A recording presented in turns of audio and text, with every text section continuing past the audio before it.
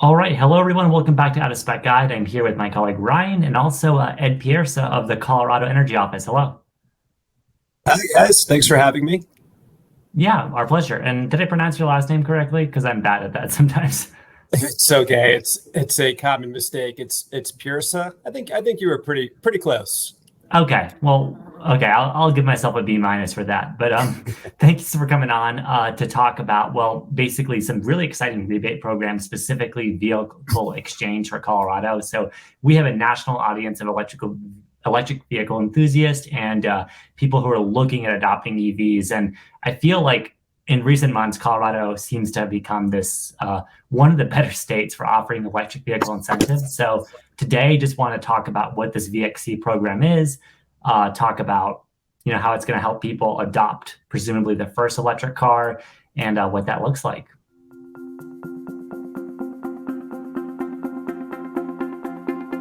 So first off, right off the bat, I'd just like to know that, Colorado Energy Office speaks for itself in terms of the broad role of that organization.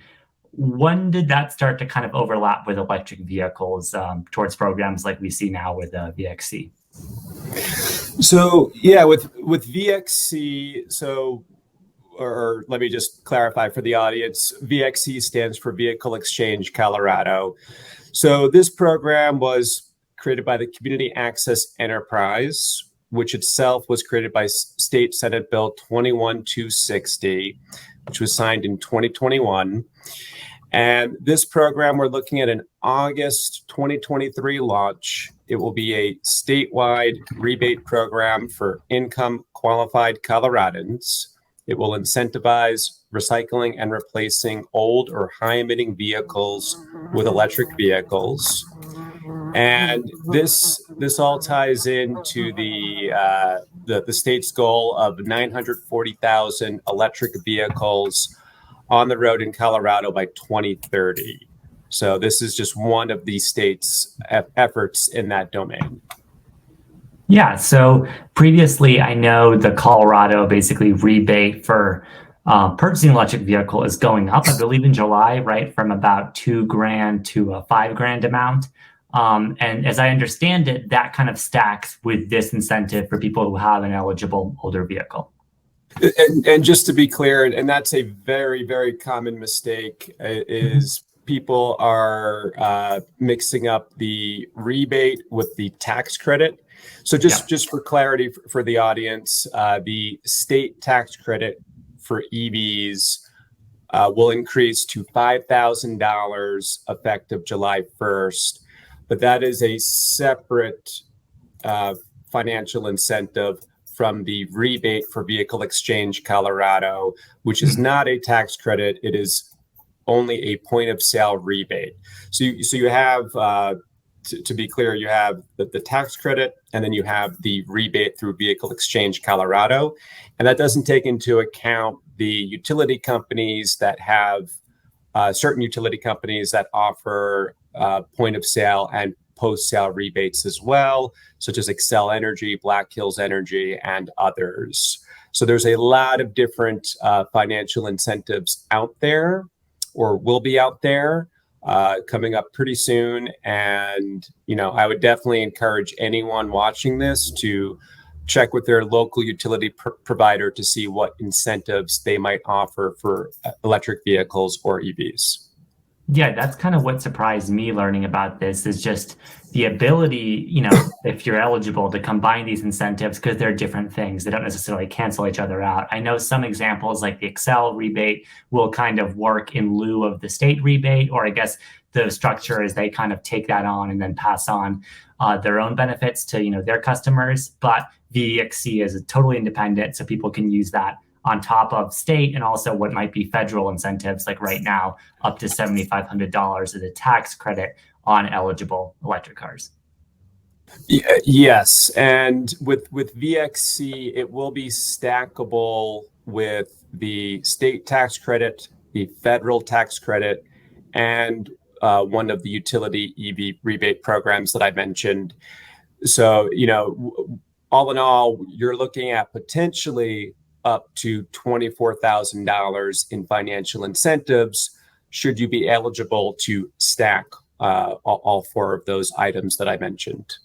Yeah, that's pretty awesome. And I think depending on, the vehicle someone's looking at, that's obviously a significant amount of the price. I know there's a $50,000, right, MSRP, basically price cap on vehicles that qualify for this program.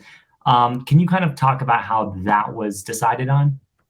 Sure. Yeah. A great question. All great questions. With the $50,000 limit, this is in sync with what Excel Energy and Black Hills Energy offer for their respective MSRP or purchase price limits. So we wanted to keep it as consistent as possible in remaining with that stackability nature that we talked about earlier.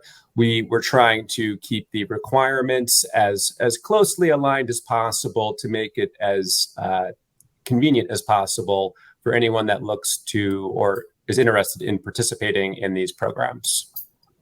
Yeah, I think that's really compelling, especially, when it's all kind of added in there. When we think about this program also applying not just to battery electric cars, but also plug-in hybrids, was the thinking similar there where it's kind of like, okay, that matches what the existing incentives are. A lot of these plug-in hybrids, right, they're still going to utilize some form of charging like level 2. So that's also a way of, getting zero emissions cars on the road.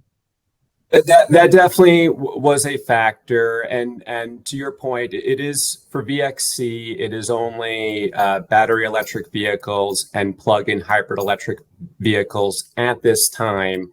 Yeah. Having said that, we do plan to expand it to fuel cell electric vehicles once they become more readily available in the state. So to answer your question, the goal is to help reduce greenhouse gas emissions in the state, and in doing so, helping income qualified participants bridge that income gap to acquire said EVs, whether it's a purchase or a lease. Mm-hmm. Yeah, and I do appreciate that kind of open-mindedness because sometimes, for us, we're mainly covering full battery electric vehicles, but we always get the question of what about hydrogen? What about, fuel cells in cars? And, we can talk about how the infrastructure for that is rolled out, but, you put it very gently, but right now that's kind of California. I think maybe Hawaii, Colorado, soon to be, fingers crossed, but it's a much more limited rollout. So battery electric vehicles, I think, seem to be the most kind of immediate exciting benefit of this because that's where everyone's attention is. We always get the question, why are these cars so expensive? They're really difficult to afford. So is this, because I know Colorado has its own, as a state, there's these goals to have, I think it's like 900,000 zero emissions vehicles on the road, but basically there's these quotas to meet. I guess this is an attempt to basically bridge that for people who need affordable cars, right? Correct. And just for clarity on the goal, it's actually 940,000 electric vehicles by 2030. So right now the state is at a little over 81,000 electric vehicles, last I checked. And so we have a ways to go, but programs like VXC is we're trying to help close that gap as quickly as possible, and of course, it will be a great benefit to the state once we reach that goal. Yes, and the benefits of battery electric vehicles would be, I would presume, like local emissions, right, are non-existent from them.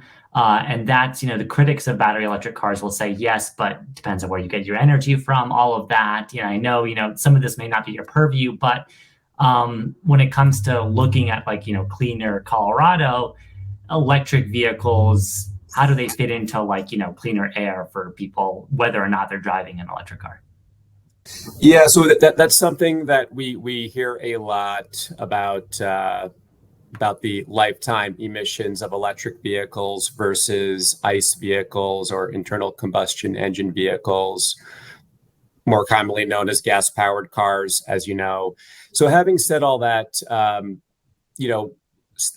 peer-reviewed studies have shown that the lifetime emissions for EVs are 60 to 68% lower than similarly sized gas-powered vehicles. And those lifetime emissions take into account the supply chain, the manufacturing, the charging, the tailpipe, and end-of-life recycling emissions. So all in all, lifetime emissions are 60 to 68% lower for an EV versus a gas-powered vehicle. I think that's really important for people to know that, to understand that. And one resource I would highly recommend that your viewers check out is, it's called EVco. EVco, it is a state website that provides educational resources about electric vehicles, talks about the benefits, the financial incentives, the costs, etc. So EVco, highly recommended, and it's got all sorts of useful information about this type of subject matter and a lot more that I can't possibly do it justice for. So yeah, that would be my recommendation to the audience, that anyone that wants to learn more about the environmental benefits of EVs versus gas-powered vehicles, that's a good one-size-fits-all website.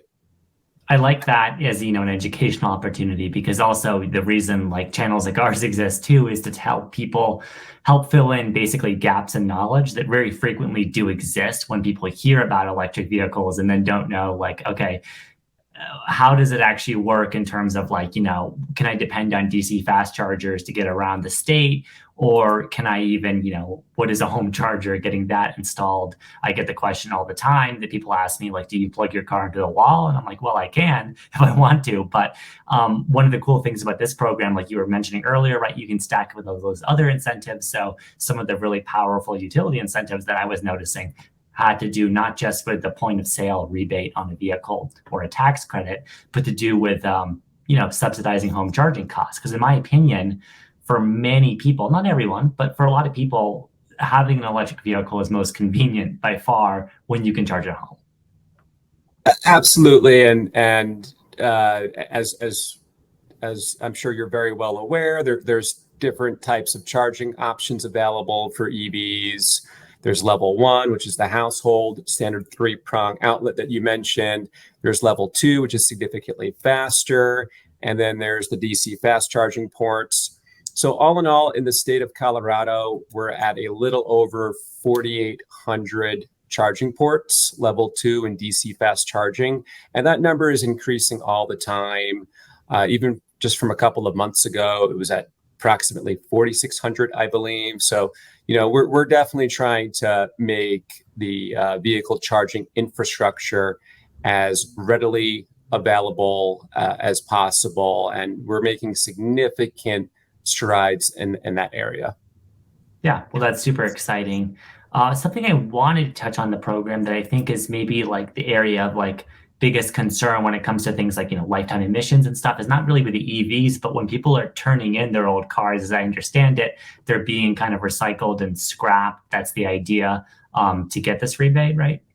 That is correct. So a participant, an income qualified participant, once they're approved, they would go to an authorized dealer, which will have that information on the website once we launch. Again, come mid-late August of this year.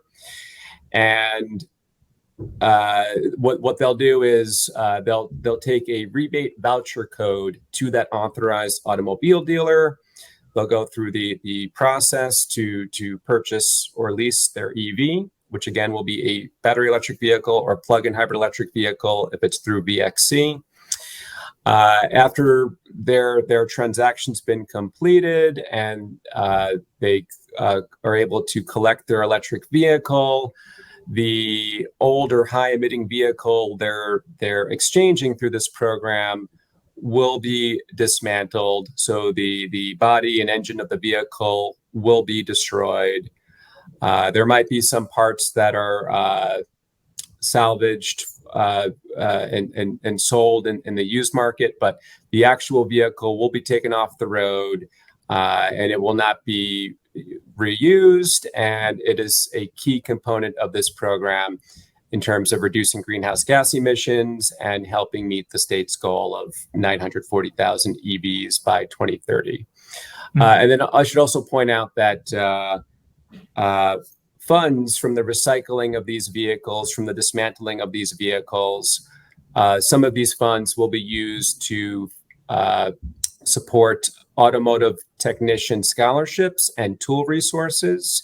So it's another benefit of the program is not only are we taking off these high emitting vehicles or old vehicles from the road, but we're also trying to help the scholarships of these automotive technician students.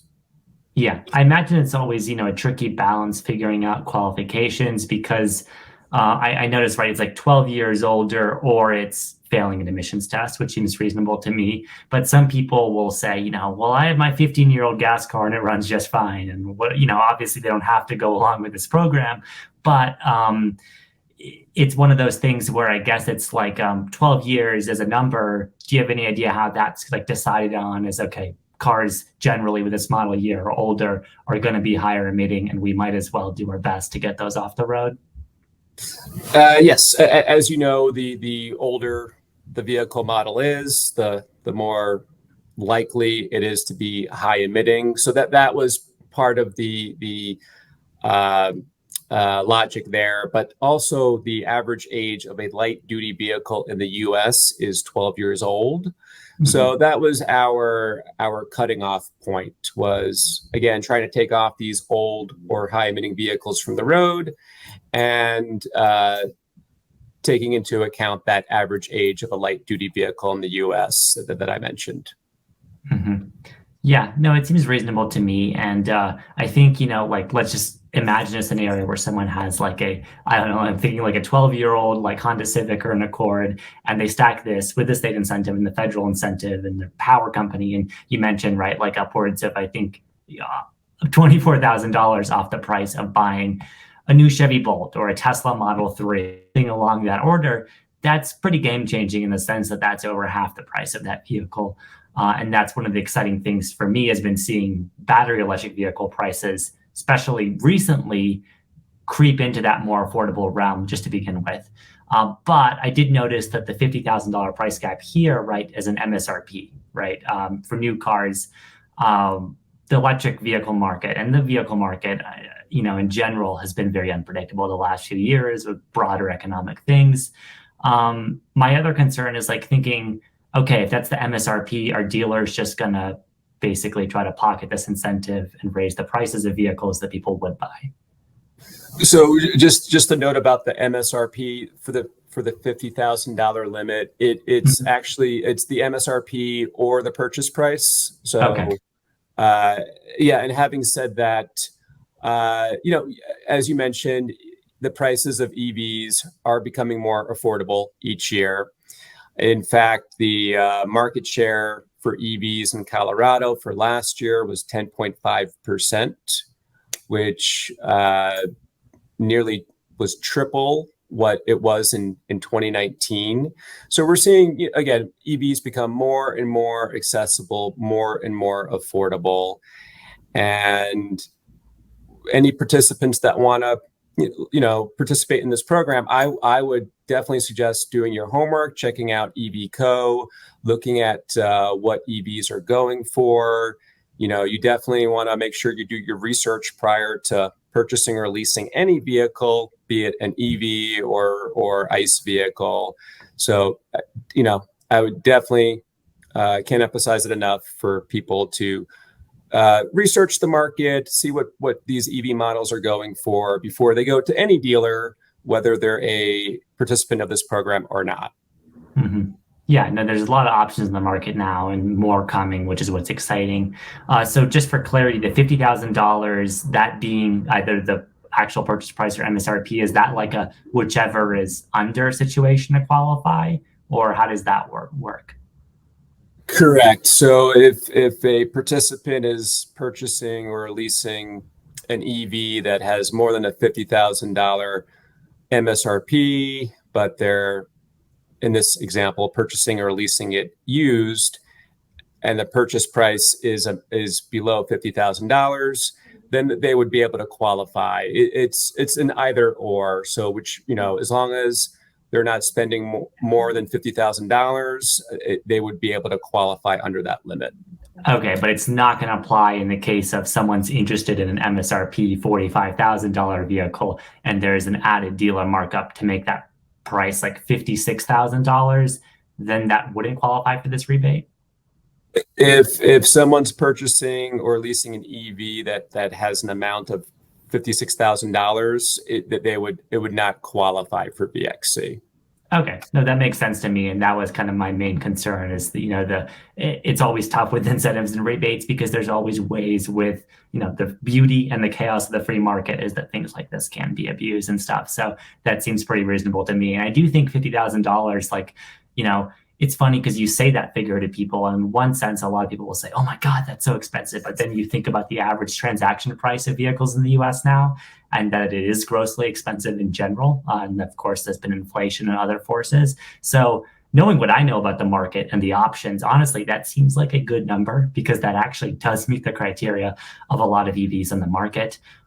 For better or worse, that is just what vehicle prices, whether it's an EV or a new combustion vehicle, honestly are going for. So I do like that price cap. It's a little bit more, and the fact that it's new or used I think is particularly powerful because there's the federal tax incentive now of used EVs, but that has a $25,000 price cap, which is just, I think, much more limiting. So it's nice that this particular state incentive, in my opinion, seems to basically include a lot of vehicles if you can do your research correctly. And to your point, there are now dozens of different EV models that would fall under that $50,000 MSRP or purchase price limit. So, again, we're trying to help bridge that gap for income qualified participants, and we think this is a reasonable limit that should hopefully provide a lot of options to anyone that wants to participate in VXC. Great. And then I know with funding, you mentioned earlier, it's part of the community access enterprise, if I'm getting that correct, right? That's correct. Yeah. Yes. So it's funded through that. In terms of guessing how many people will kind of uptake this program and take advantage of it. Is that like a flexible budget there, or what's the anticipation of how this program coming here, from this August in the years to ensue, how is it going to be funded and kind of kept up? So again, it's a state-funded program. It's part of the Community Access Enterprise 10-year plan. So, knock on wood, this program will be around for a while, and it will definitely evolve over time depending on participant feedback, automobile dealer feedback. So as far as the launch itself goes, again, we're looking at an August 2023 launch for only battery electric vehicles and plug-in hybrid electric vehicles. But that will not be the final product. It will definitely expand, and in terms of how that will actually look, that remains to be seen. Nice. Well, I appreciate your candor about this program, and the fact that this exists, I think, is super interesting, and also the flexibility of it. I mean, this fits into, battery EVs as a conversation, but you mentioning the fact that plugins, hydrogen, right, that could theoretically apply. That's great. And then this fits in, in my view, I believe it's also under the purview of Community Access Enterprise, but other rebates for, let's say, e-bikes and other forms of transportation that could be, flexible for people. So I love, in this channel, just dismantling the assumption that electric vehicles are this luxury thing that really only makes sense for certain incomes or whatever, or wealthy people. So I think programs like this go a long way towards changing that perception. And just thanks for coming on today and being willing to, discuss basically how this is working. And hopefully, I don't know, if people are watching this outside of the state of Colorado, you should come here for many reasons. One of them being maybe you want to buy a new or used EV.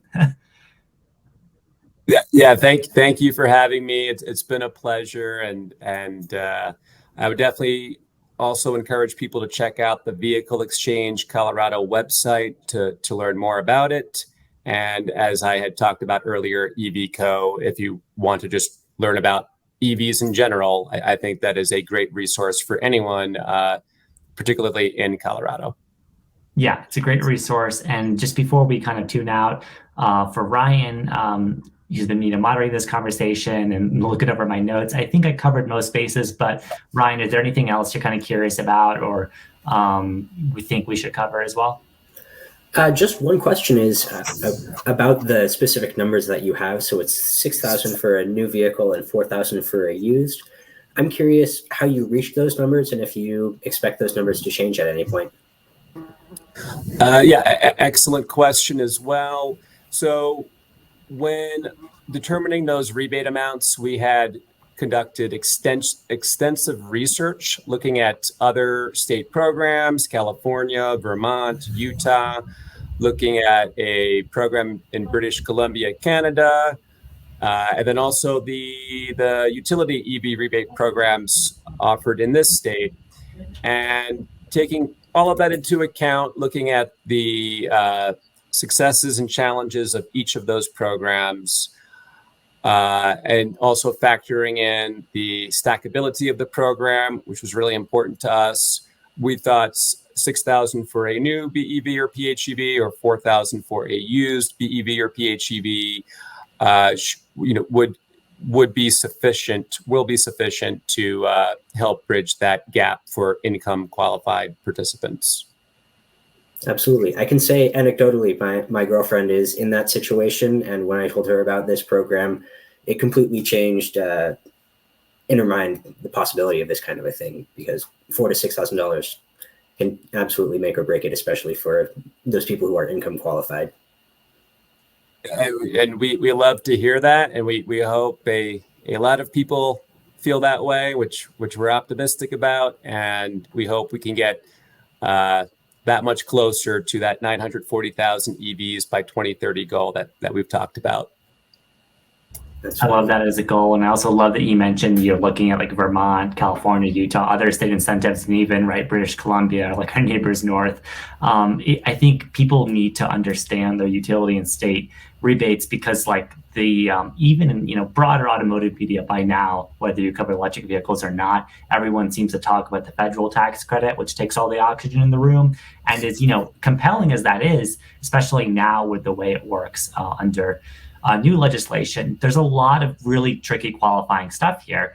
And what I do like about particularly the Colorado incentives is they seem to make a lot of sense to me. The requirements seem to be a bit laxer. So I really seriously encourage, if you are watching this in your Colorado, please do look at these. We'll link the EVCO website and the VXC program. And thank you again for coming on with us to discuss this. Thank you, guys. Really appreciate it.